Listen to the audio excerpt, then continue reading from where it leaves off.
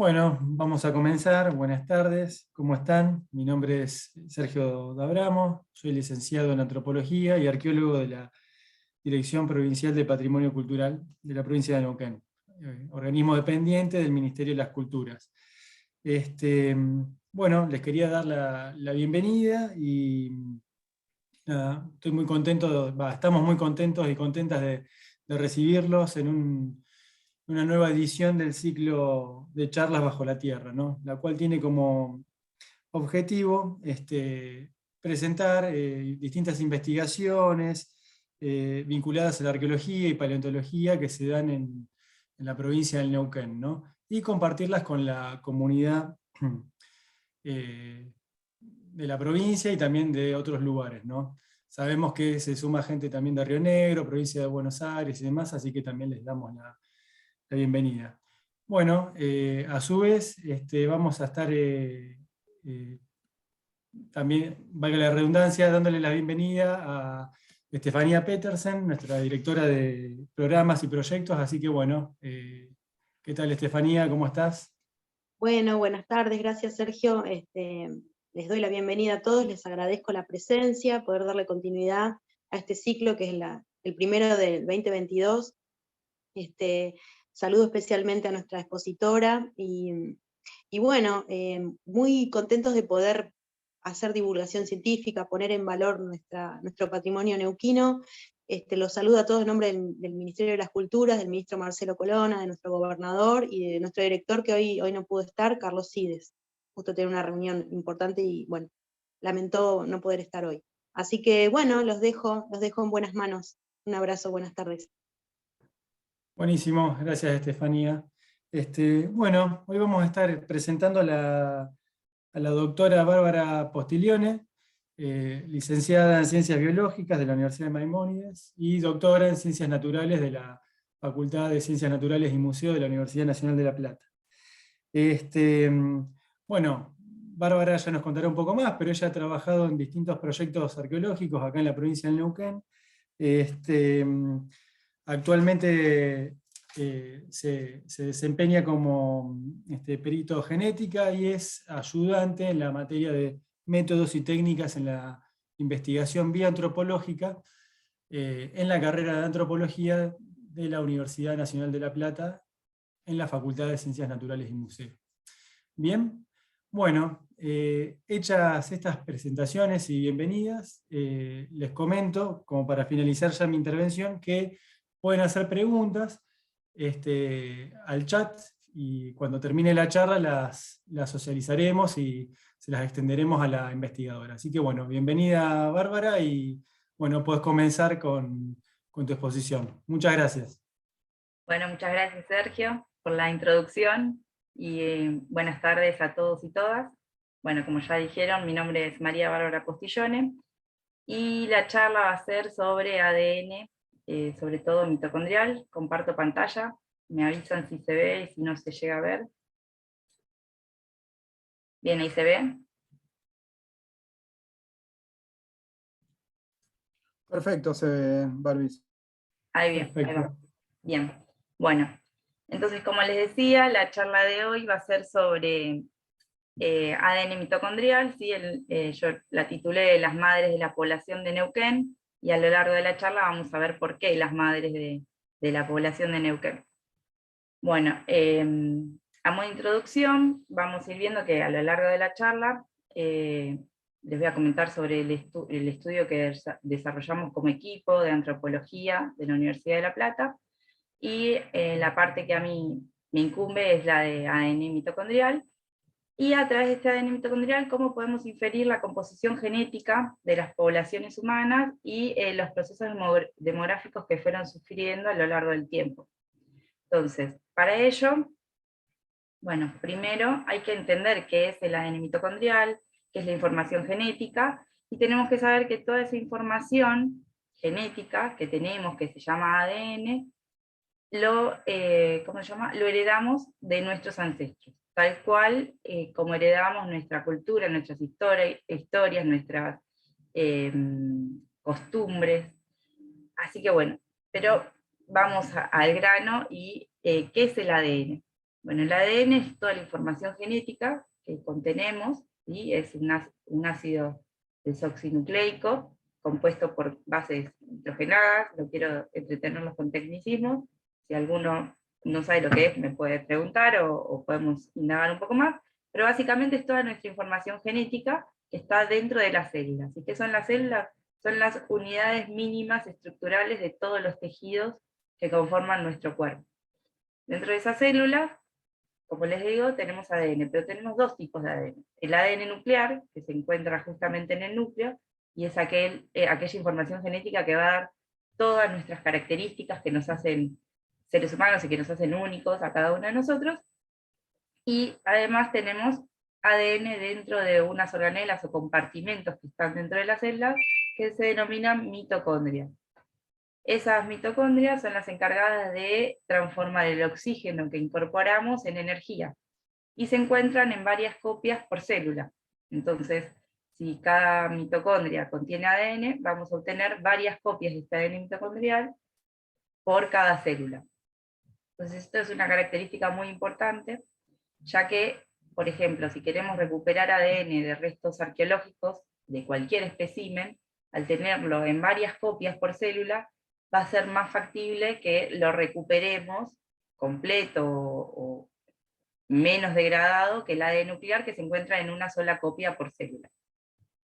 Les decía, el ADN nuclear da toda la información que da nuestras características, por ejemplo, nuestro color de pelo, nuestro color de ojos, la predisposición a ciertas enfermedades, y ahora el ADN mitocondrial, si bien no aporta información a características que se expresan, sí tiene toda la información que va a dar para generar proteínas que intervienen en esa formación de energía que les contaba. Entonces, bueno, la primera característica del ADN mitocondrial es esto, que está en muchas copias por célula. Entonces, a nivel de análisis molecular, es un aliado perfecto, ¿sí? Sobre todo para muestras de miles o millones de años, porque lo podemos encontrar en varias copias. Entonces, como les decía, es más fácil o más probable recuperar algún segmento intacto que se pueda analizar.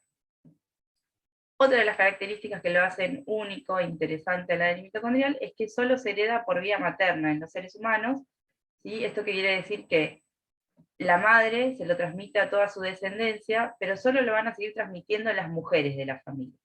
Entonces, por ejemplo, mi mamá nos heredó su ADN mitocondrial a mí y a mis hermanos, pero solo lo vamos a seguir transmitiendo generación a generación, mi hermana y yo, por ejemplo, ¿sí? Solo las mujeres, y así se va transmitiendo. Entonces, ¿esto que permite?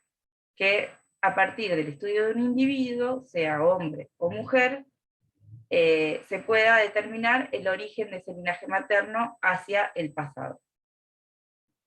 Entonces, bien. Ahora, este ADN mitocondrial, y al igual que el ADN nuclear, puede sufrir modificaciones, ¿sí? Al azar, denominadas mutaciones. Esas mutaciones, pongamos como ejemplo, que pueden ser las mismas modificaciones que surgen en las historias contadas oralmente, ¿sí? Uno a veces cambia alguna palabra y ya la historia, si bien es parecida, no es la misma. Bueno, esto sucede lo mismo. Nuestros ancestros, nuestras ancestras, tenían un ADN mitocondrial principal que fue sufriendo varias mutaciones a lo largo del tiempo. Y así fueron surgiendo diferentes, podemos decir, grupos o diferentes ADN mitocondriales. Para hablar más específicamente, todas las acumulaciones de mutaciones que están relacionadas a un ancestro en común se denominan haplogrupo, ¿sí? Porque van a ver que yo voy a estar hablando de haplogrupo, haplotipo, entonces empezamos con las definiciones para que no se pierdan durante la charla, que también a los haplogrupos le voy a decir linaje, ¿sí? En una forma más general. Ahora, a medida que van surgiendo nuevas mutaciones, como pueden ver en la imagen, van apareciendo nuevos linajes, ¿sí? que son derivados de esos haplogrupos, a los cuales se pueden llamar subhaplogrupos u haplotipos. Estos haplotipos son los que tenemos cada uno de los individuos que componemos las poblaciones actuales. varios los compartimos, obviamente, entre la familia, como le digo, el linaje materno va a compartir el mismo haplotipo, a lo sumo que de una generación a la otra surge espontáneamente una nueva mutación, y hay poblaciones que se caracterizan por tener una determinada composición de haplotipos, que eso es lo que hace única o específica a esa población, y que nosotros podamos describirla o diferenciarla del resto de las poblaciones. Entonces, como les decía, si nosotros tenemos en cuenta todas las mutaciones acumuladas dentro de un haplotipo, podemos estimar el tiempo que transcurrió desde que ese linaje, ¿sí?, se separó del ancestro que lo originó. Como todos saben, está la teoría de la EVA mitocondrial, donde todos los ADN mitocondriales surgen en África, y de allí, a partir del poblamiento de todo el mundo, los linajes maternos se fueron expandiendo primero por toda Europa, Asia, ¿sí? Y así fueron surgiendo nuevas mutaciones que fueron dando lugar a estos nuevos linajes que les voy contando. ¿Y qué pasó? Para llegar a América, ¿sí?, hubo nuevos linajes que son específicos de esta región. Entonces, para resumir todo lo que les dije hasta el momento, bueno, todas estas características de que está en varias copias por célula, de que se hereda únicamente por vía materna, y que se puede calcular a través de las mutaciones los tiempos de surgimiento de estos haplotipos, bueno, nosotros como equipo de antropología, ¿sí?, nos planteamos varios objetivos, y dentro de un proyecto que es de estudiar la estructura y la demografía de las poblaciones de Neuquén a partir del ADN, y en base a eso pudimos generar varios trabajos, ¿sí?, trabajos que están ya publicados, otros que son capítulos de libro, tesis, bueno, proyectos que están en proceso de ser publicados. Y como les decía, bueno, ¿cómo pasamos toda esta información a lo que es el objetivo de esta charla, que es la composición de los linajes maternos de la población de Neuquén? Entonces, para eso primero tenemos que empezar por cómo llegaron esos linajes maternos a Neuquén. Entonces, antes de llegar a Neuquén, tuvieron que haber llegado al continente sudamericano, o sea, a América del Sur. Entonces, desde el ADN mitocondrial se propusieron varias teorías de poblamiento de toda América, y la más aceptada es la que se propone que fue un poblamiento a través del estrecho de Bering, luego del máximo glacial, durante el Pleistoceno, hace más o menos 20.000 años atrás, y desde allí un grupo muy reducido de personas empezó a moverse por todo el continente americano, y sobre todo hacia el sur por la costa pacífica, ¿sí?, llegando hasta, no sé si se ve el cursor, pero bueno, llegando hasta lo que ahora sería el centro o la región central de Chile, y desde ahí pasó grupos diferentes, ¿sí? No vamos a pensar que las personas que entraron por el estrecho de Bering son las mismas que llegaron acá. Este proceso de poblamiento tiene más o menos 2.000, 3.000 años, desde que entraron hasta que llegaron al sur del cono sur. O sea que esta población pequeña que entró se fue diversificando, se fue modificando, y el tiempo transcurrido hizo que estos linajes que entraron por esta región vayan sufriendo modificaciones, estas mutaciones que les contaban, y vayan surgiendo nuevos linajes. Así llegaron a la región central de Chile, más o menos es lo que se cree, o hasta el momento es lo que se sostiene, y de allí atravesaron la cordillera de los Andes hacia el este, y de ahí siguieron hasta lo que hoy conocemos como la región de Tierra del Fuego. Entonces, bien, ahora sí. Bueno, como les decía, ¿qué de todos los linajes maternos o haplogrupos que surgieron en África y que se fueron diversificando por todo el mundo llegaron a América? Bueno, básicamente entraron 4 linajes importantes, denominados A, B, C y D, ¿sí? Y a América del Norte llegó un quinto linaje denominado X, pero lo que nos importa a nosotros, ¿qué de todos esos linajes llegaron al cono sur? a Sudamérica. Llegaron también derivados de los haplogrupos A2, B2, C1 y D1, y la región que nos interesa, que es la Patagonia Argentina, solo se ve que en poblaciones antiguas, estoy hablando prehistóricas, o sea, prehispánicas, antes de la llegada de los europeos, se encuentran linajes C1 y D1. Ahora vamos a ir viendo un poco más sobre esto, igual después contesto todas las preguntas que quieran.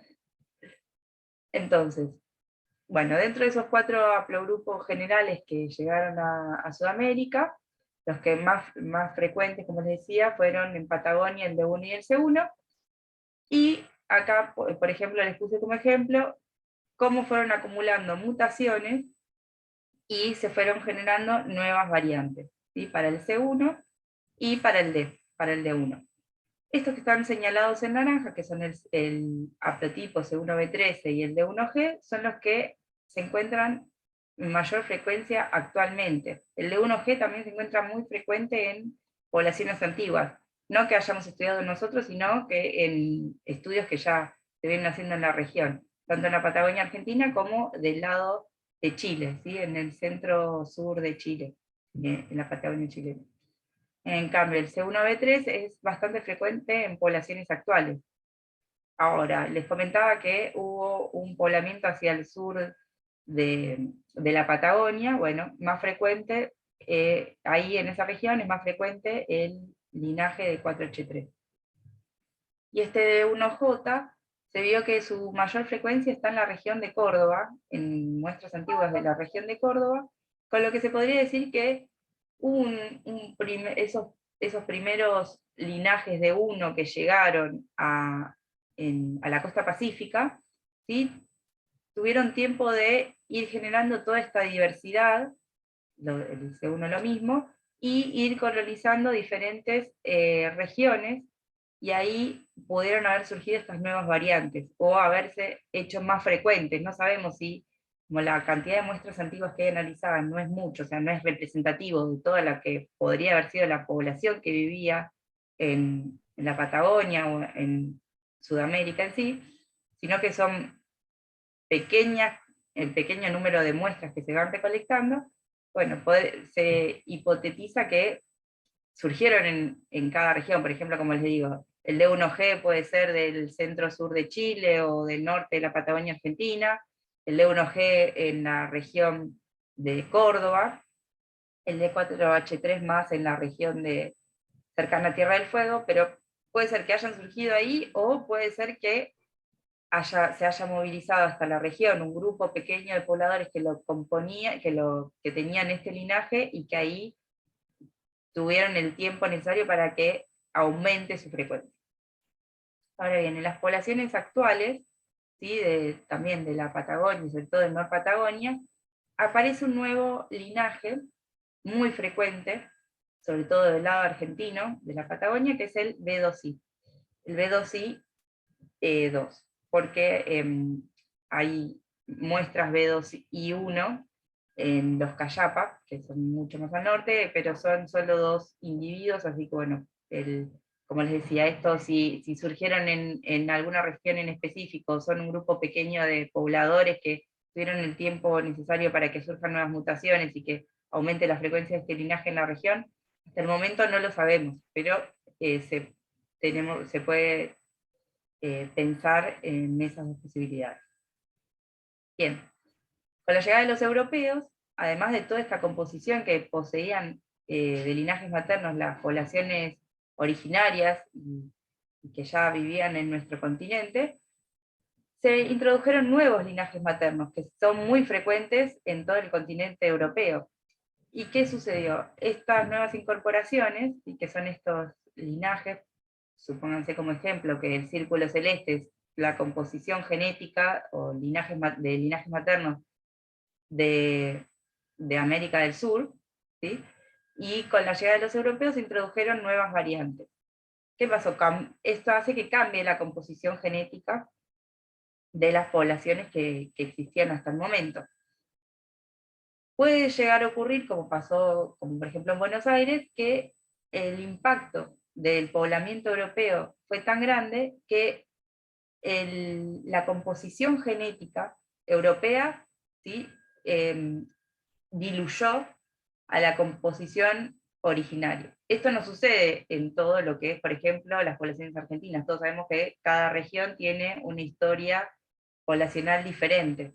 Entonces, en Buenos Aires, sí podemos ver cómo los europeos aumentaron, ¿sí?, la frecuencia en la composición y disminuyó la parte originaria o amerindia, cómo surgieron también linajes africanos traídos por los esclavos, pero esta historia no es la misma ni para Patagonia, ni para el noroeste, ni para el noreste de Argentina. Entonces cada región tiene su propia historia y su estructuración poblacional particular. Entonces, ¿cómo desde toda esta información que les acabo de decir podemos pasar a la historia o a la información de la composición de las poblaciones de Neuquén? Bueno, para eso nuestro equipo como objetivo decidió recolectar muestras, ¿sí?, antiguas y actuales de Neuquén. ¿Por qué Neuquén? Porque, como les mencionaba, la teoría del poblamiento,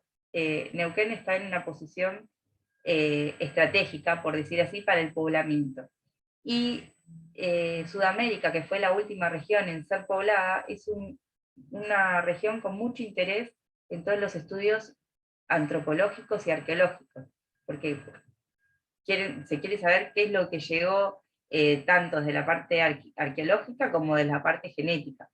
Entonces, bueno, para ello el equipo se encargó de recolectar, ¿sí?, contactar con todos los permisos y la gente necesaria para obtener muestras arqueológicas, ¿sí?, muestras de restos humanos de diferentes sitios arqueológicos de Neuquén, sobre todo piezas dentales. ¿Y por qué piezas dentales? Porque al tener el esmalte, ¿sí?, que recubre, piensen que dentro de cada diente, como yo les decía, hay células. Entonces nosotros queremos obtener el material que esté mejor preservado. La dentina, ¿sí?, y el esmalte que recubran los dientes generan una capa de protección extra que hace que el material genético se conserve mucho mejor que por ahí en no sé, una costilla, ¿sí? Entonces, lo que primero se trató de recolectar fueron, en lo posible, piezas dentales. Si no había piezas dentales, alguna falange, ¿sí?, para que sea lo menos destructivo posible para la muestra, para el resto arqueológico que tiene un valor fundamental.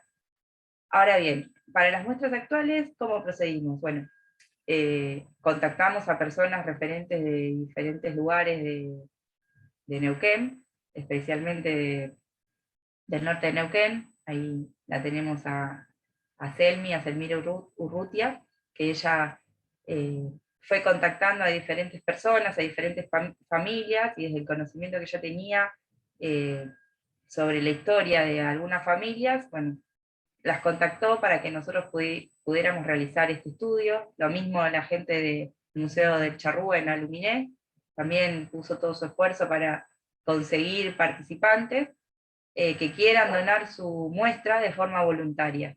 ¿Sí? Porque esto no es que nadie los presionó, no hay dinero de por medio, esto es un estudio científico en donde nosotros proponemos el objetivo y la gente, si quiere participar, es de forma voluntaria. Entonces, ¿cómo hacemos? Para que la gente participe, vamos al lugar, le contamos sobre nuestros objetivos, de qué se trata este estudio, para qué se va a utilizar la muestra, que eso es lo más importante, que toda la información que nos brinde es confidencial, que la muestra, una vez que nosotros la tenemos, la codificamos y el resultado obtenido...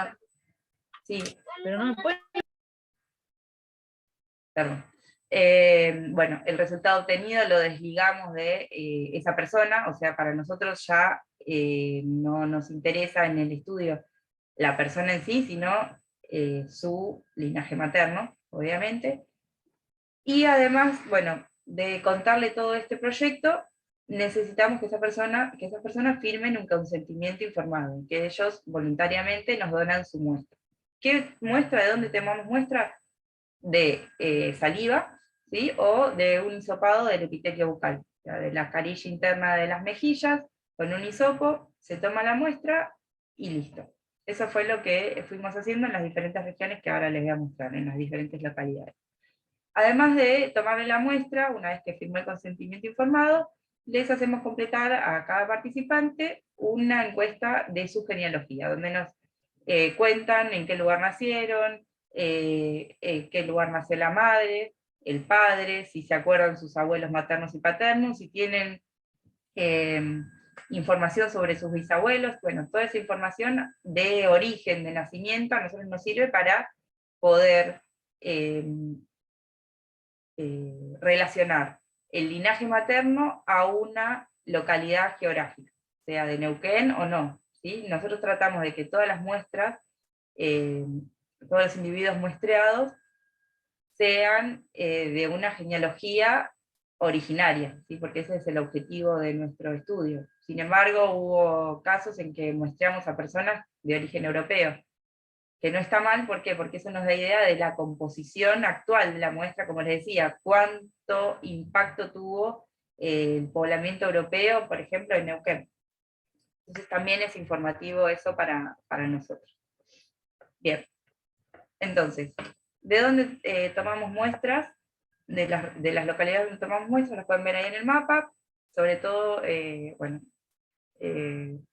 nos dedicamos a un mayor muestreo en la región norte de Neuquén, ¿sí? En Coyuco, Cochicó, en la región de las Ovejas, Butarranquil, Rincón de los Sauces, bueno, en Neuquén capital, que esto fue muy gracioso porque lo cuenta a modo de anécdota, fuimos a dar una charla a Neuquén, y cuando terminamos la charla, la gente que organizaba se copó y quería donar su muestra, así que bueno, le tomamos muestra a 10 participantes, y que bueno, después les voy a contar, pero todavía estas muestras no las pudimos procesar. Y por último, las muestras de aluminio. En círculos rojos van a ver las muestras actuales, ¿sí? De lo que son poblaciones actuales, y de restos arqueológicos obtuvimos de 8 restos humanos, ¿sí? Muestra de dientes, de piezas dentales. Estos restos humanos del sitio arqueológico de Aquihueco más o menos tienen una datación de 4.550 a 4.150 años antes del presente. Ahora bien, bueno, una vez que obtuvimos las muestras antiguas, ¿sí? Los restos arqueológicos se obtienen en diversas campañas que se hacen hasta los sitios. A nosotros, al laboratorio, específicamente, nos llega la pieza dental sola, y de las muestras modernas, obviamente las recolectamos, yo participé en una de las recolecciones, nos llega ese material al laboratorio. ¿Nosotros qué tenemos que hacer? Se trabaja por separado las muestras antiguas de las muestras actuales. ¿Por qué? Porque las muestras antiguas necesitan un procesamiento específico y minucioso para evitar toda posible contaminación, tanto con ADN del investigador como ADN de otras muestras que pueden ser antiguas o actuales. Entonces, nosotros tratamos de procesar las muestras antiguas primero y por separado, y luego las modernas. En este caso, esas 8 muestras de Aquihueco las analicé en un laboratorio específico de la Universidad Estadual de Campinas, en Brasil, y más adelante les voy a mostrar los objetivos que obtuvimos. A veces trabajar con ADN antiguo, como se le llama, es bastante difícil, porque dependiendo de las condiciones del suelo y las condiciones climáticas, las muestras a veces no están muy bien preservadas, y obtener un ADN bueno, por decir así, para su amplificación y para obtener el resultado que nosotros queremos, es muy difícil. Entonces, por ahí contamos con 100 muestras, no es el caso, pero como en modo de ejemplo, con 100 muestras, y de las cuales podemos obtener solo de 10 resultados. Entonces es un trabajo bastante laborioso y de procesamiento, que después para el resultado que uno obtiene, esto si quieren y les interesa, hay varios estudios de ADN antiguo de Argentina, que bueno, hablan de esto, de los resultados que se obtienen y de todo el proceso que tienen las muestras. y van a ver que no es solo a nosotros, sino que a todos los grupos que trabajan con ADN antiguo les pasa lo mismo. Es muy difícil recuperar ADN, entonces es más el trabajo que lleva que bueno, el resultado, y una vez que uno obtiene el resultado son súper importantes, así que obtener 10 de 100, o sea el 10%, está buenísimo también, y es un logro. Así que bueno, básicamente la forma de partir de esa muestra de pieza dental o de saliva hasta obtener el linaje mitocondrial, como les venía contando, es básicamente lo mismo, tiene diferentes procedimientos, ¿sí?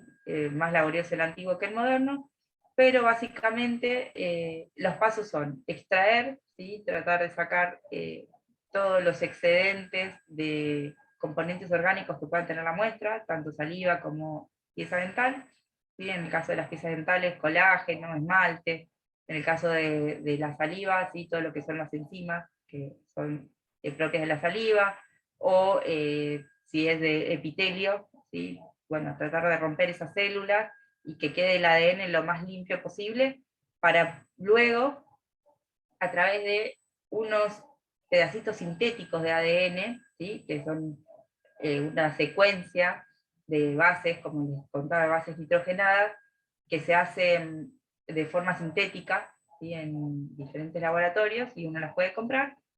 Nosotros esos segmentitos de ADN sintético lo ponemos junto con el ADN que ya extrajimos de la muestra, ¿no? Cada muestra se hace por separado, y lo que hacemos es, a partir de un proceso que se llama PCR, o reacción en cadena de la polimerasa, que lo que hace es simular lo que pasa en el organismo cuando nuestras células, obviamente, para que nuestros tejidos crezcan, se dividen y se multiplican. Entonces en ese proceso necesita que el ADN que contiene se divide y se multiplique. Bueno, esto, lo que nosotros recreamos es lo mismo, pero en vez de que copie todo el ADN, le pedimos con estos segmentitos que copie la región específica que nosotros queremos amplificar.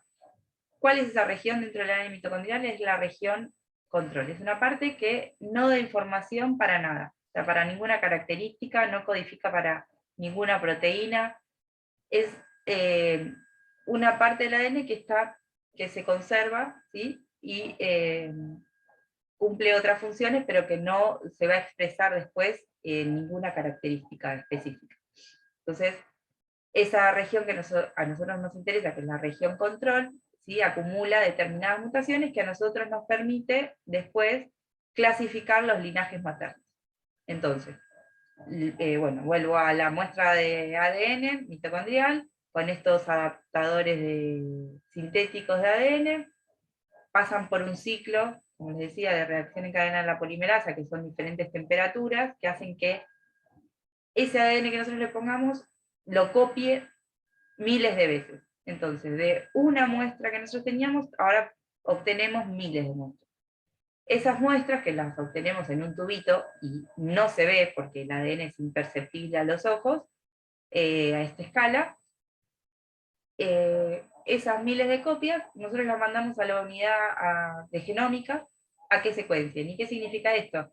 A través de sí, un aparato específico, que es un secuenciador, leen qué base, o sea, base por base de la secuencia del ADN mitocondrial, y a nosotros nos envían los resultados a través de un archivo, ¿sí? De computadora. Un archivo específico que se lee con algunos programas o unos software especiales. Entonces nosotros abrimos esos archivos, vemos la secuencia, vemos que esté todo bien, y con esas secuencias, y utilizando, por ejemplo, bases de datos que están disponibles en Internet, o bibliografía de trabajos que ya fueron publicados, determinamos y clasificamos los linajes maternos de la población actual y antigua, ¿sí? De las muestras actuales y antiguas. Básicamente esto es un resumen, pero para que entiendan cómo, a partir de lo que nosotros tomamos en el campo y en cada una de las poblaciones muestradas, obtenemos el linaje materno de cada individuo. Entonces, una vez que obtenemos los linajes maternos, ¿sí? Hacemos un estudio de la composición. en general de cada población. Como les decía, cada población tiene una composición de linajes maternos específicos que a nosotros nos permite individualizarla o diferenciarla del resto. Entonces nosotros ¿qué hicimos? Tomamos todos los linajes que había en cada población y estimamos el porcentaje de linajes originarios, que son los que ustedes ven en celeste, ¿sí? La ancestría amerindia, en amarillito está destacada la ancestría europea, o sea, todos los linajes europeos, y en violeta, sorpresivamente, obtuvimos resultados para linajes africanos, que generalmente están poco representados en las poblaciones, ¿sí? Porque la introducción que hubo cuando llegaron los europeos fue mínima, pero sin embargo siguen siendo visibles, que esto es súper importante, que haya resultados, sobre todo bueno, en Neuquén. En Buenos Aires, como les contaba, hay un 10% de la población que tiene ancestría africana, de un 5 o 10%, y verlo en Neuquén para nosotros bueno, fue sorpresivo y llamativo. Entonces, les comentaba que de todas las muestras que obtuvimos, no de todas pudimos obtener el resultado, entonces el N que ustedes ven entre paréntesis dentro de cada círculo es el número real de individuos que pudimos obtener resultados, ¿sí? En base a eso seguimos con los análisis, en base a esas muestras. Como les decía, vieron que habíamos tomado muestras de Neuquén Capital, bueno, y todavía no las pudimos procesar. De Aluminé habíamos recolectado varias muestras, pero solo logramos obtener resultados en 37, y así con estas 5 poblaciones. Pero sin embargo, así podemos estimar la composición o la frecuencia de los linajes maternos, tanto amerindios, europeos y, como les decía, africanos. Y lo que podemos ver es que en todas las poblaciones estudiadas, tanto las de norte como de Aluminé, hay una mayor composición de linajes amerindios, o sea, originarios, lo cual está buenísimo, y vemos que son súper diversos. O sea que el ingreso de linajes europeos, si bien se observa, no diluyó o no modificó completamente esta composición genética. Entonces, en rojo, ¿sí?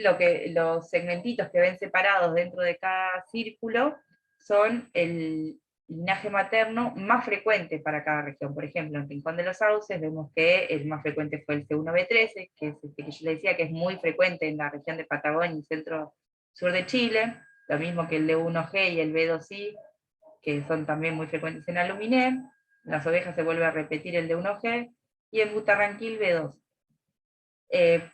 Si pensamos en la posición geográfica de estas muestras, bueno, como les decía, la composición genética de cada población es única, entonces no significa que todas las poblaciones del norte van a tener la misma composición o van a estar caracterizadas por la mayor frecuencia de un determinado linaje materno. Esto lo vamos a ir viendo en los resultados, a que puede verse que cada población tenga esta composición. Otro de los resultados que tuvimos en cuenta fue la genealogía, como les decía, la encuesta que completó cada uno de los participantes, bueno, en la cual podemos ver que la mayoría, ¿sí?, de las personas muestreadas tenía su ancestro, tanto puede ser abuela materna como su madre, en Neuquén, ¿sí? Y vemos que lo que más sigue en la ancestría es provenientes de la región de Chile. Ahora bien, un dato a destacar, más allá de las frecuencias, que como yo les decía, de qué linajes son más frecuentes en cada una de las regiones, que si bien yo lo que hice para que entiendan qué representan estos gráficos, es las genealogías, o sea, de dónde viene cada una de las muestras, para demostrar que la mayoría de los individuos muestrados tienen sus ancestras, por decir así, en Neuquén, provenientes de Neuquén, de diferentes regiones de Neuquén. Y también es llamativo en cada región. Por ejemplo, Rincón de los Sauces, que está al norte de Neuquén, tiene ancestrías de Chile, y de Mendoza, que está arriba, por decir así, en ubicación geográfica, y de la región pampeana. Ahora bien, Aluminé, que es la región muestreada más al sur, si bien tiene también su composición mayoritaria de ancestras de Neuquén, está muy influida por ancestrías chilenas, pero tiene mayor influencia de Río Negro, que está más al sur, igual lo mismo que Chubut, y con una menor representación de, bueno, de Cuyo. Lo mismo para las otras poblaciones del norte, ¿sí? La mayor composición de ancestrías de Neuquén y de Chile, siempre con presencia de la europea. Y llamativamente, estas muestras, que si bien son con un N menor, no se vio ancestrías de regiones cercanas. O sea, esto puede ser un artefacto del muestreo, quiere decir que al ser tan pocas muestras, no se llegó justo a tomar muestras que tenían, por ejemplo, su abuela materna o su madre proveniente de Mendoza o de otra región, ¿sí? Pero dentro de las que encontramos y muestreamos, bueno, se ve una mayor,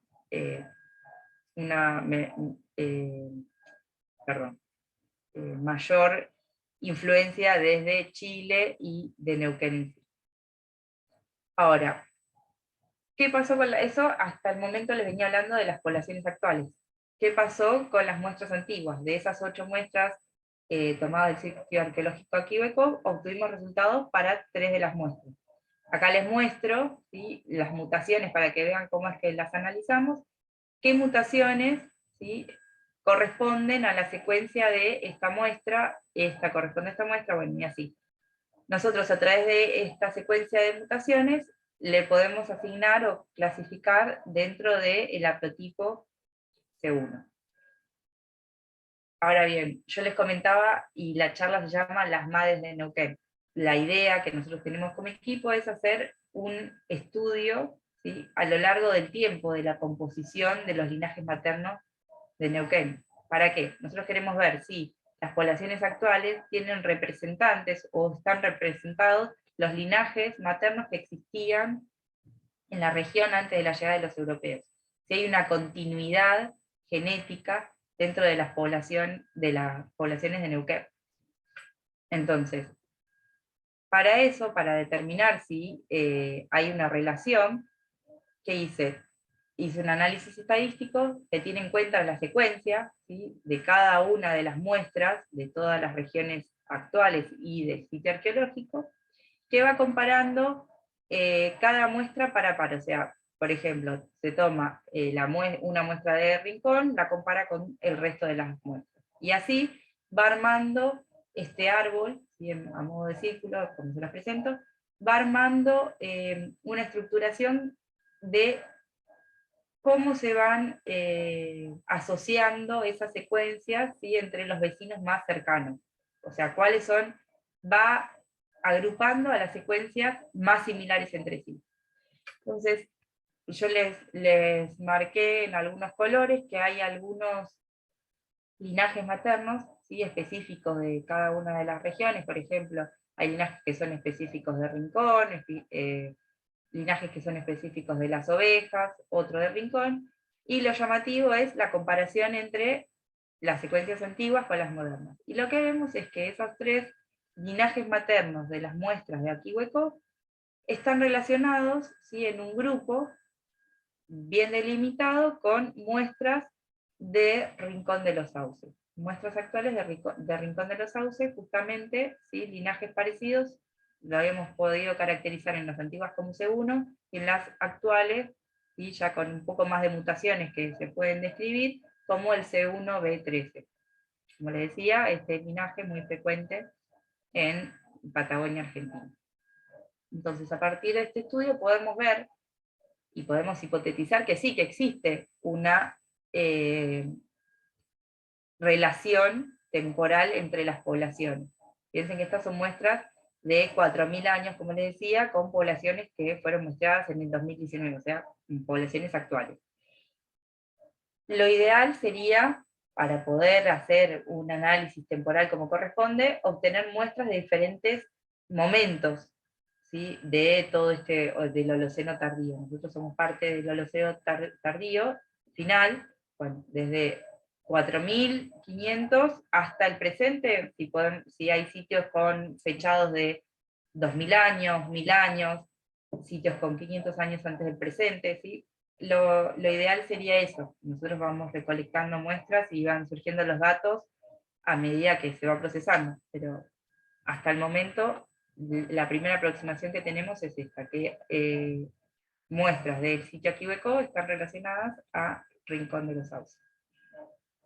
Ahora bien, además de tener nuestros resultados, ¿sí? No somos los únicos que hacen estos estudios, tomamos como referencia estudios hechos en poblaciones cercanas, como por ejemplo Mendoza, como les decía, el sur de Chile, o la región centro-sur de Chile, o el oeste de Río Negro, que son muestras hechas por otros equipos que ya estaban publicadas, y nosotros lo tenemos como referencia para saber qué de todos nuestros linajes maternos están relacionados a estas regiones, y cuáles son los que se comparten, que son estos que están marcados en color.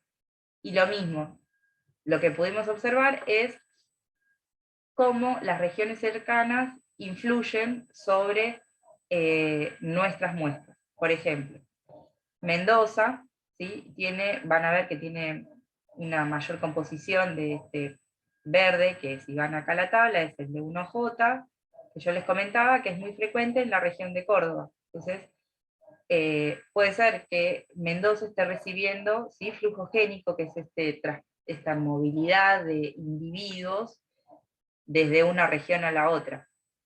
Ahora bien, como les mencionaba, que lo vimos tanto en las genealogías como en nuestros resultados, ¿sí? La presencia del D1G en todo lo que es Patagonia, y sobre todo el D1G1B, perdón por los nombres, ¿sí? La nomenclatura es bastante tediosa porque son muchos números, muchas letras, pero lo importante es que ese linaje es muy frecuente en las poblaciones del norte de Neuquén, ¿sí? Que se encuentran también en el centro-sur de Chile, y en la región de oeste de Río Negro y sur de Neuquén, y que son parte de nuestras muestras, pero este es un estudio que hemos hecho en donde englobamos las muestras de diferente manera para obtener una cantidad de muestras que sea analizable y comparable. Entonces tuvimos que agrupar algunas regiones, pero bueno, lo que quería mostrarles con esto es que nosotros, además de obtener nuestros resultados, comparamos con los resultados obtenidos para otras regiones, y esto de la influencia, cómo puede verse a través de estos linajes maternos, la influencia, ¿sí? De regiones cercanas, geográficamente. Entonces, bien, además de esa influencia, también nos preguntamos si todos estos accidentes geográficos que componen a esta parte de la Patagonia, del norte de la Patagonia, sirven o funcionan como barreras, o sea, que impidan este flujo, o que hagan que algunas poblaciones se relacionen más con unas que con otras. Entonces, para eso hice un análisis estadístico que nos estima cuál es la mejor agrupación de todas las secuencias que tenemos en diferentes grupos poblacionales. Y lo que nos demostró es que separó, las líneas punteadas son las posibles barreras genéticas que determinó el programa. Piensen, quiero que tengan siempre en cuenta que nosotros estamos trabajando con un N muestral, un número de muestras que es chico, es bajo, si bien son 100 muestras, por ejemplo, para el Rincón de los Sauces, es un número bajo para representar una población en sí, y que todo esto son aproximaciones estadísticas, que nos dan una idea, nos permiten evaluar todas las hipótesis que nos presentamos y que nos proponemos, y que nos permiten aproximarnos a los objetivos que vamos planteándonos. ¿Sí? Pero bueno, todo a veces puede estar sujeto a artefactos de los propios análisis o del propio muestreo. Entonces, este análisis nos determinó que pueden existir, ¿sí? Dentro de las poblaciones analizadas, 3 barreras genéticas, posibles barreras genéticas, que dividirían, por ejemplo, a la muestra de Mendoza, de la muestra de Rincón de los Sauces, otra barrera que dividiría, por ejemplo, las ovejas, la región de las ovejas de Rincón de los Sauces, y una tercera barrera genética que dividiría esta parte del norte con las partes del centro de Chile, centro-sur de Chile, y, como les decía, sur de Neuquén y oeste de Río Negro. Nosotros una vez que hacemos este análisis, tratamos de trasladar esta información a un mapa, para ver si los accidentes geográficos de la región podrían haber funcionado como barreras geográficas, que a su vez generen que esto, como les comentaba, no se produzca flujo génico entre algunas regiones y sí entre otras. Entonces, todos estos análisis nos permiten estudiar o inferir cuáles son los procesos demográficos que sufrieron cada una de las poblaciones, o que sufre cada una de las poblaciones en sí, y la estructura de esas poblaciones. Por ejemplo, nosotros veíamos en este caso, ¿sí? Por ejemplo, la presencia del linaje B2I, B2I2. Entonces lo vemos que está en el sur de Neuquén, en el Río Negro, en una frecuencia importante, en el centro-sur de Chile y en el centro de Chile.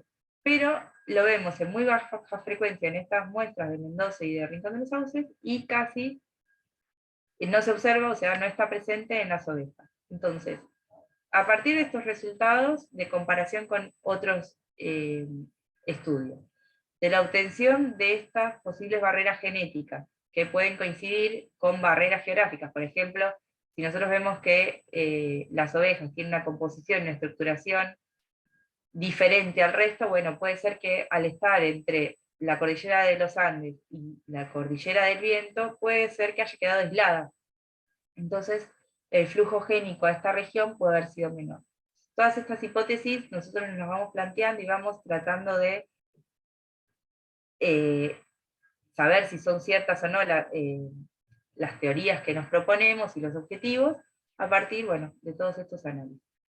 Entonces, ¿qué podemos decir de todo lo observado hasta el momento con las muestras que analizamos? Es que sostenemos esa idea o esa teoría de poblamiento a partir de la región costera pacífica, ¿sí? que no fue en una sola oleada, sino que fue en varias oleadas migratorias que se fueron dando a lo largo del tiempo. Y piensen, estamos hablando de miles de años atrás, y que además existe, y pudo haber existido también en el pasado, obviamente, ¿sí? Flujo génico a través de la cordillera de los Andes, que uno piensa es un cordón montañoso muy alto, pudo haber impedido el traspaso de personas de un lado al otro, pero sin embargo vemos que la cordillera, como lo podemos ver acá en este mapa de altura, no en todas las regiones tiene la misma altura, y evidentemente al sur de Neuquén, y más al sur de Neuquén, donde ya no es tan alta, sur y norte de Neuquén, donde ya la cordillera de los Andes no tiene una altura, no es demasiado alta, pudo haber existido, ¿sí? Flujo constante de un lado hacia el otro de la cordillera, como lo vemos, como lo proponemos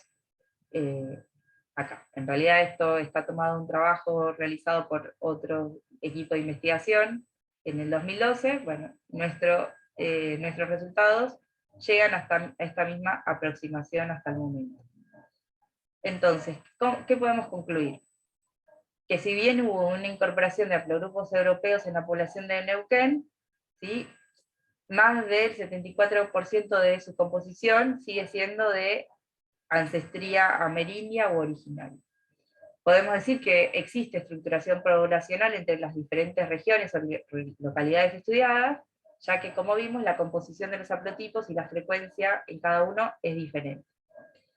Las regiones estudiadas sufrieron procesos demográficos diferentes, como les decía, esto lo vemos a partir de la genealogía, ¿sí? La composición de la genealogía, los linajes compartidos con regiones cercanas geográficamente, y ya que a partir de, bueno, de eso, de la genealogía y las influencias de esas regiones.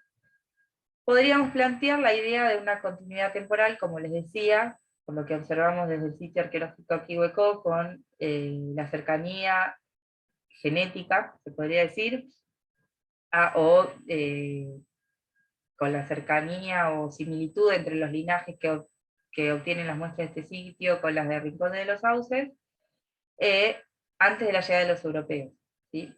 Y bueno, para ello, como les decía anteriormente, es necesario caracterizar mayor número de haplogrupos en muestras prehispánicas, o sea, obtener de sitios arqueológicos mayor cantidad de muestras y mayor cantidad de resultados con diferentes temporalidades, que nos permitan ir viendo las transiciones, ¿sí?, que fueron sucediendo en cada una de las localidades analizadas. Y por último, bueno, lo que podemos decir es que esta nueva información genética, la ADN mitocondrial, nos permite ir completando nuestro árbol genealógico, que a veces, o muchas veces, es incompleta. Uno no sabe de dónde, no tiene información, o no le contaron de dónde viene su abuela materna, su bisabuela.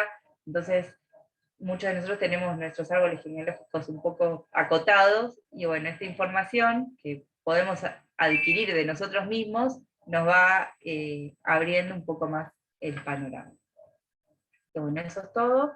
Y quería agradecer por último, bueno, a todos los voluntarios que decidieron participar de este estudio, a Mira, como ya les mencioné, que fue crucial para toda la toma y recolección de muestras del norte de Neuquén, que nos brindó también todo su conocimiento, nos llevó con Vir, que también le agradezco a ella un montón, la compañía y todo el procesamiento que hicimos de las muestras. Bueno, nos llevó a todos los rincones de Rincón de los Sauces, pateando tierra para conseguir muestras. Bueno, la gente súper generosa, bondadosa, y siempre nos abrieron la puerta de su casa y nos hicieron sentir cómodos, bueno, igual que Selmi, que siempre nos hizo sentir como en casa. También quería agradecerle a toda la gente del Museo del Charrúa, ¿sí?, por todo el esfuerzo que hicieron y por toda la predisposición que tuvieron también para convocar a las personas para que participen de este estudio. A los directores y cabeza de equipo, de este equipo de antropología de la Universidad Nacional de La Plata, que son Valeria Bernal, Iván Pérez y Paula González, que ya algunos de ellos dieron charlas sobre el tema. Bueno, como siempre, por permitirme ser parte del equipo y brindarme su apoyo y sus conocimientos. A Vir, como ya la mencioné, que fue mi compañera en todo esto, así que gracias por el aguante. A todo el equipo de antropología, porque falta un montón de gente, falta Flor, Gordon, Diego Rindel, bueno, Sergio Tabramo, que también es parte, todos los chicos Bruno, que son los que van a los sitios a recolectar muestras. Así que bueno, a todos ellos también muchas gracias. Obviamente a mi familia, que siempre es incondicional y me apoya en todo esto. De nuevo a Sergio y a toda la gente del Ministerio por permitirme participar en este ciclo de charlas, con este estudio, y un gran agradecimiento y muchas gracias a todos ustedes por estar ahí del otro lado escuchando y aguantándome con este tema. Así que bueno, muchísimas gracias. Dejo de compartir y bueno, preguntas. Bueno, buenísimo, Bárbara, muchas gracias. Re interesante, muy didáctica la charla y en algunos casos reveladora, ¿no? Para algunos. Bueno, los invito a todos los que quieran a hacer preguntas. Pueden hacerlas por el chat, pueden hacerlas verbalmente, por acá por la aplicación, ¿no? Pueden levantar la manito o, bueno, mencionar que quieren hacer una pregunta y les damos la palabra. También, si tienen ganas, pueden prender las cámaras para así nos conocemos un poco las caras. Y bueno, para darles tiempo para formular algunas preguntas, voy leyendo algunos de los saludos. Bueno, Hugo Rebolledo desde Chosmalal, Marcelo Fernández también nos saluda, bueno, Virginia Cobos desde La Plata, sí, Muñoz desde Butarranquil, Sebastián Molina desde acá de Neuquén, Aneta Guerre desde Cava, Natalia Mereles desde Las Lajas, Pablo Yat desde Chosmalal. Bueno, de todos lados tenemos visitantes, así que bueno, muchas gracias también por quedarse. Y bueno, cualquier pregunta que tengan, siéntanse libres de hacerla. Bueno, yo en principio puedo arrancar rompiendo el hielo con un par de preguntas. Bárbara, si no tenés problema. Genial. Nada, te quería preguntar, en principio dos cosas, ¿no? Que por ahí las mencionaste y en una de esas se me pasaron. ¿Por qué el ADN, en principio, ¿no? El ADN mitocondrial se transmite solamente desde las madres a sus hijas y a sus hijos, y sus hijos no las pueden transmitir? Y después, como segunda pregunta, es si se puede hacer el mismo rastreo que se hace de ADN mitocondrial, o de ADN en realidad no mitocondrial, desde la población tal vez masculina, ¿no? Sí, Esas dos cositas, sí. bien. Bueno, primero, lo del ADN mitocondrial que se transmite únicamente por vía materna, esto como aclaré es en seres humanos, en la mayoría de los mamíferos, es por una cuestión de cuando se encuentran el ovocito con el espermatozoide.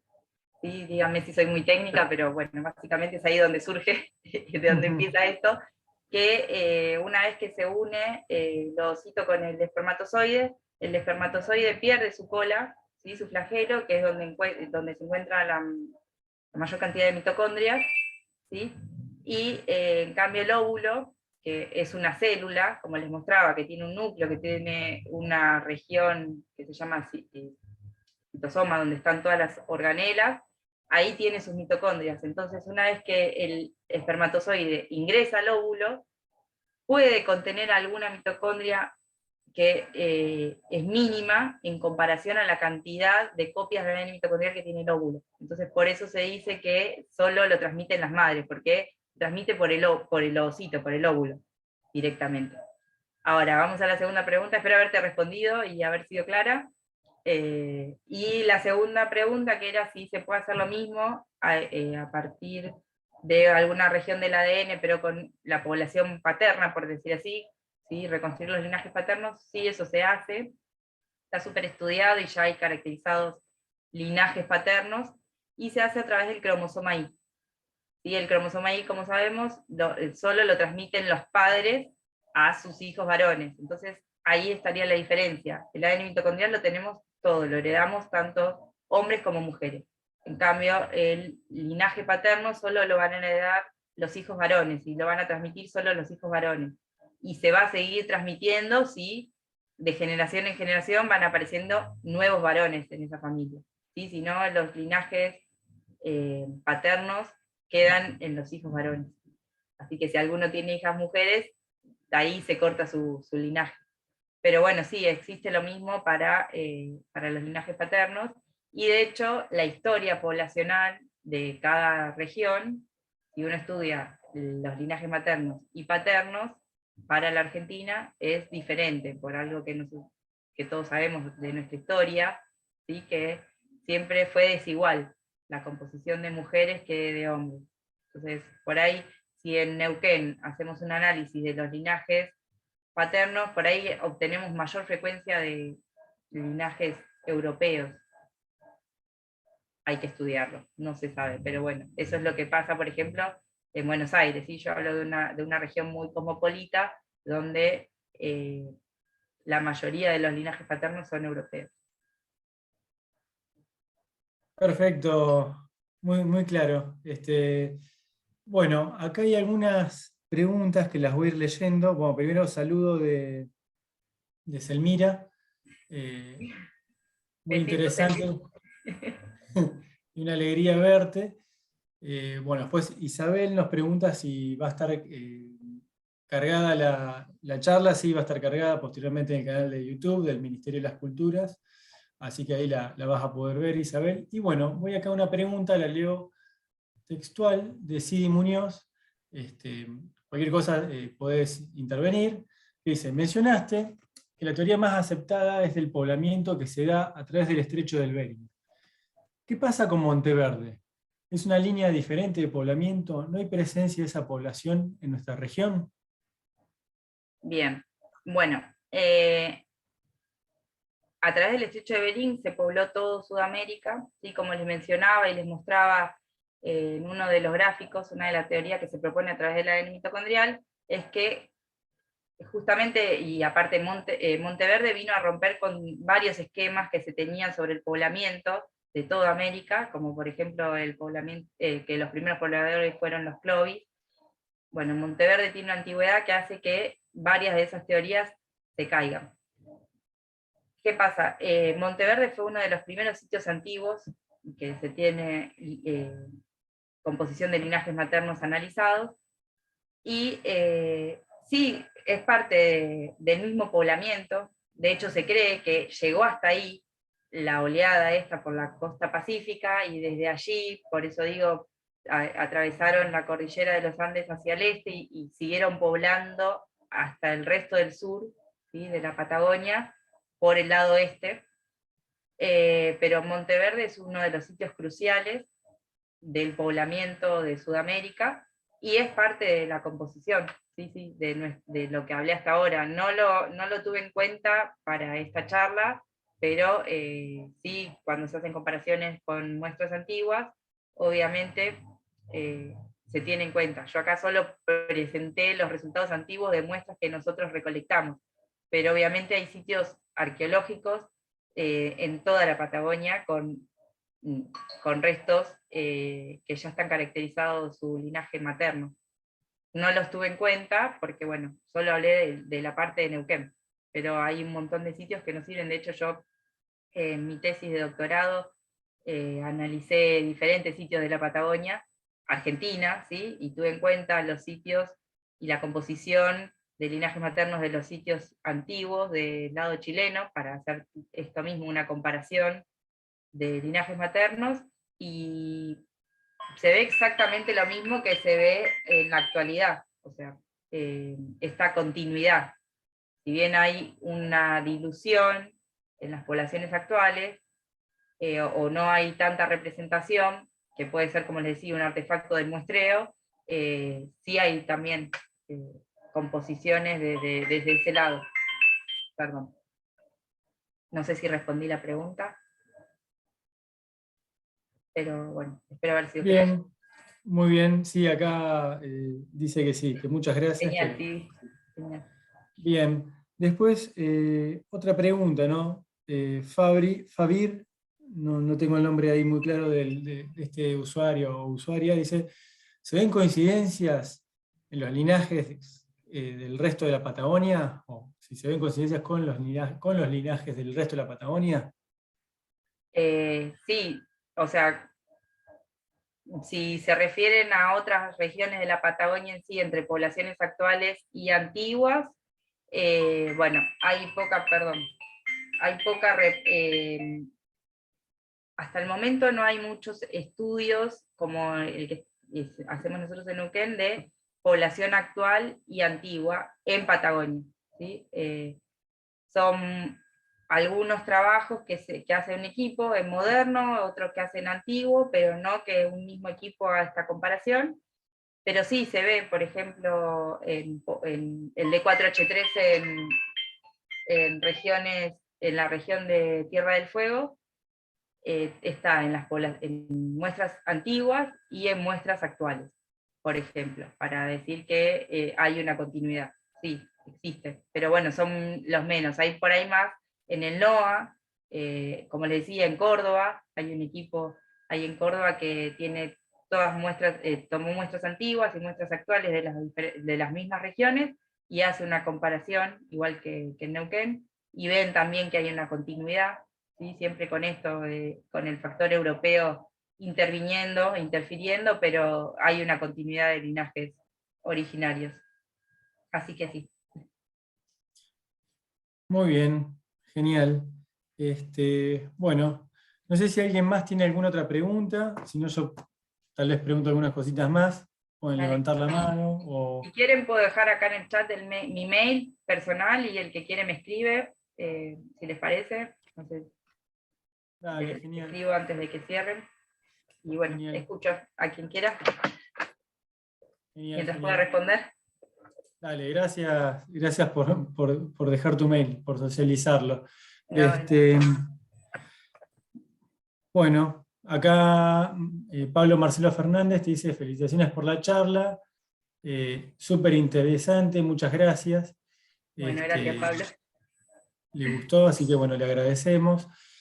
Y sí, yo lo que te quería preguntar, tal vez lo mencionaste en la exposición, pero bueno, si fue así, nada, pido disculpas por ser reiterativo, y si no, nada, genial, mejor.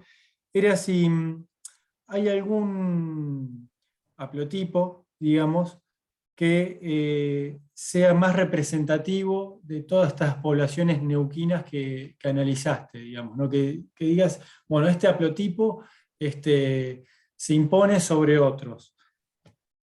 Bien, sí, de hecho hay una tendencia con uno de los linajes que observamos que es bastante frecuente en nuestras poblaciones analizadas, sobre todo el norte de Neuquén, ¿sí? En Rincón de los Sauces y las ovejas sobre todo, que es uno que mencionaba que era el de 1G, 1B, que lo encontramos en varias muestras y lo pudimos caracterizar en varias muestras de esas dos regiones, y buscando en la bibliografía aparece en otras regiones, pero en una o dos muestras, o sea, en una proporción mucho más baja.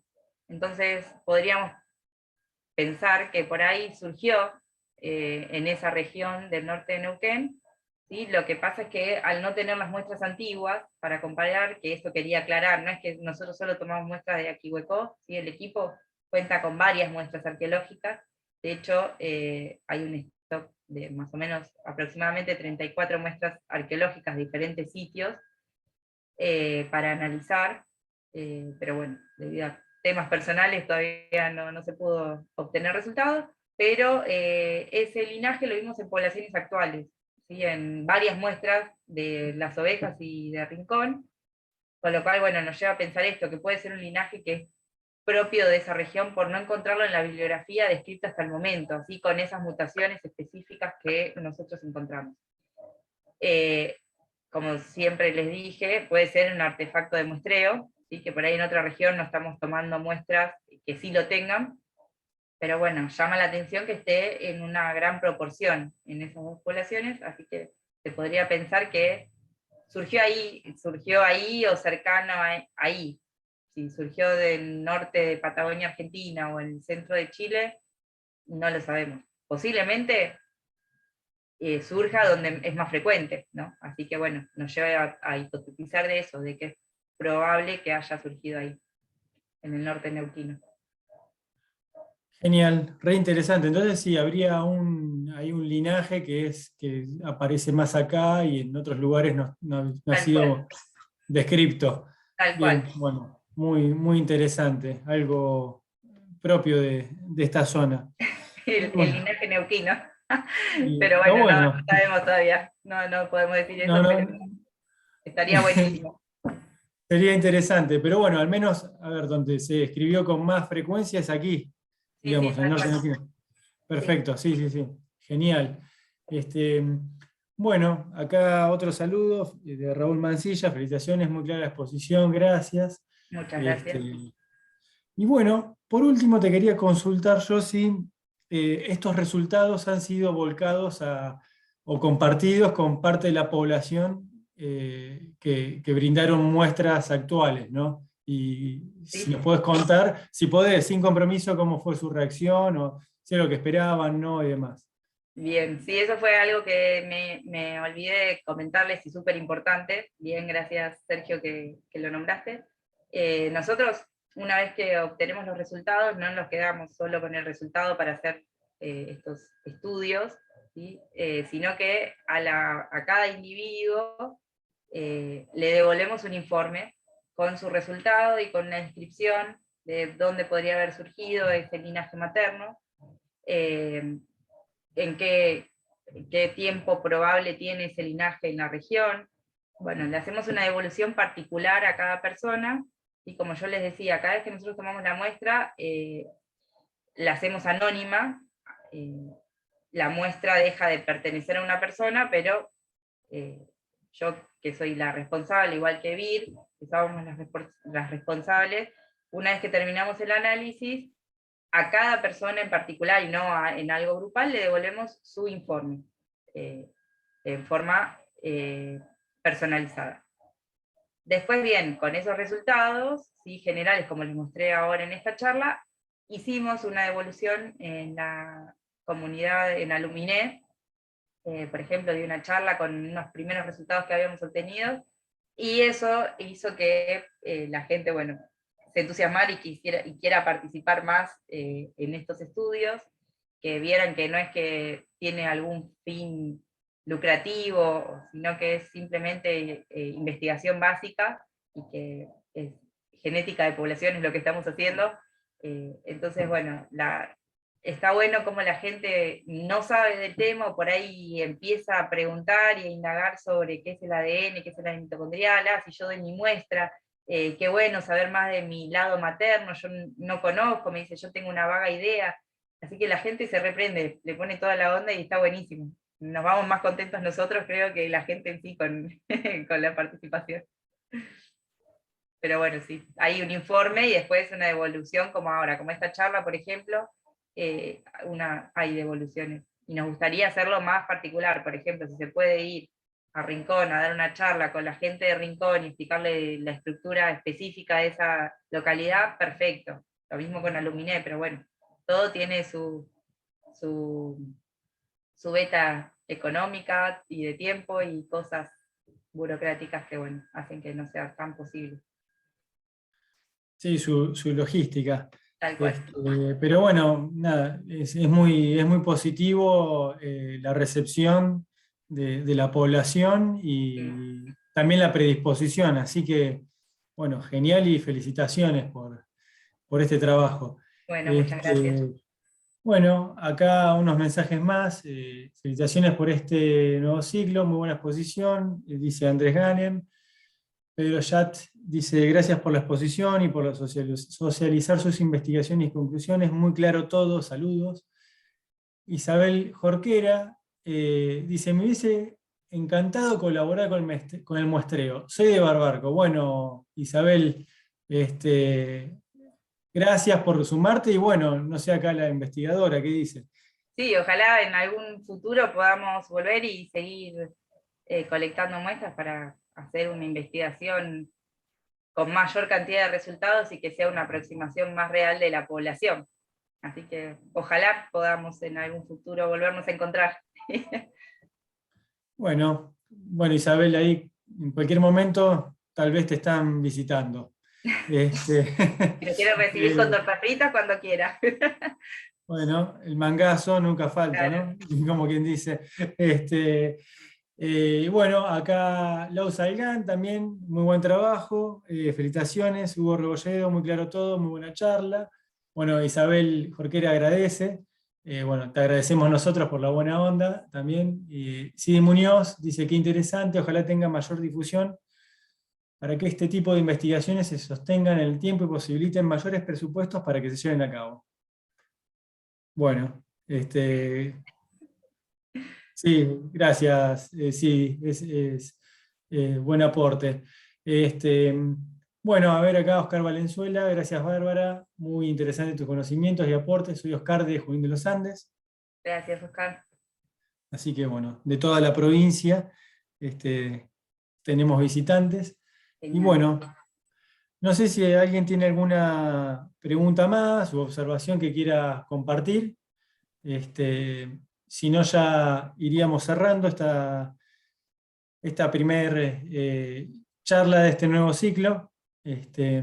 Así que bueno, mientras tanto te agradezco nuevamente por tu tiempo, por tomarte el rato de dar la charla, de generar el power, de toda la logística previa para